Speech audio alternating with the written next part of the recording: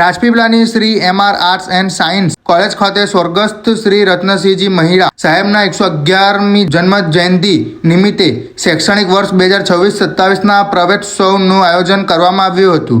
ભરૂચ જિલ્લા આદિવાસી સેવા સંઘ કેળવણી મંડળ સંચાલિત કોલેજમાં યોજાયેલા કાર્યક્રમની શરૂઆત સ્વર્ગસ્થ રત્નસિંહજી મહિડા સાહેબના ચિત્રને પુષ્પાંજલિ અર્પણ અને દીપ પ્રાગટ્યથી કરવામાં આવી હતી।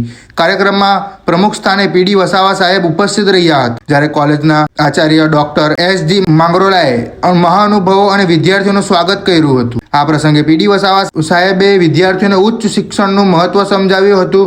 સાથે જ નિયમિત અભ્યાસ, શિસ્ત, સમયપાલન અને સારા સંસ્કારો સાથે જીવનમાં ઉચ્ચ લક્ષ્યાંકો હાંસલ કરવા વિદ્યાર્થીઓને પ્રેરણા આપી હતી। પ્રથમ વર્ષમાં પ્રવેશ મેળવનાર તમામ વિદ્યાર્થીઓને ઉજ્જવળ ભવિષ્ય માટે શુભેચ્છાઓ પાઠવવામાં આવી હતી। કાર્યક્રમમાં કોલેજના અધ્યાપકગણ, બિન શૈક્ષણિક કર્મચારીઓ અને મોટી સંખ્યામાં વિદ્યાર્થીઓ ઉપસ્થિત રહ્યા હતા। અંતે આભાર વિધિ સાથે કાર્યક્રમનું સમાપન કરવામાં આવ્યું હતું। ભરૂચ જિલ્લા આદિવાસી સેવા સંઘ કેળવણી મંડળ અને સંઘના અધ્યક્ષાપક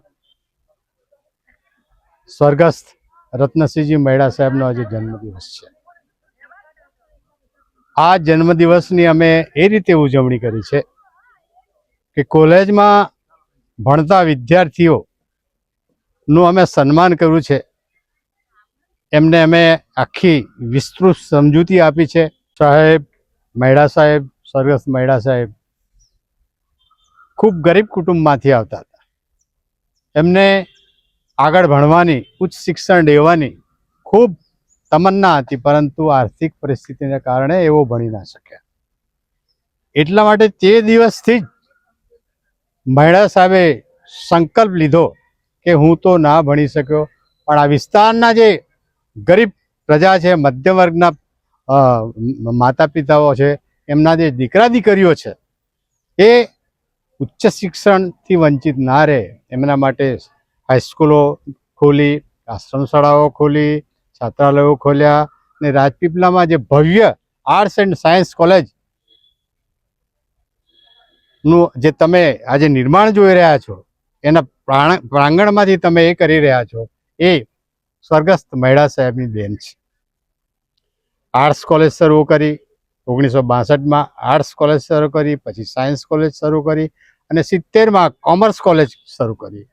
એટલે આ શૈક્ષણિક સંસ્થાઓનો એક તીર્થધામ બનાવી દીધું અને જે હજારો લોકો, હજારો માતા પિતાના, ગરીબ માતા પિતાના બાળકો આગળ ભણી શકે એમ નહોતા, એમના માટે એક નવા દ્વાર ખોલી દીધા અને ગરીબ મા બાપના વિદ્યાર્થીઓ પણ આ કોલેજમાં અભ્યાસ કરતા થયા અને પોતાની જિંદગી બનાવી।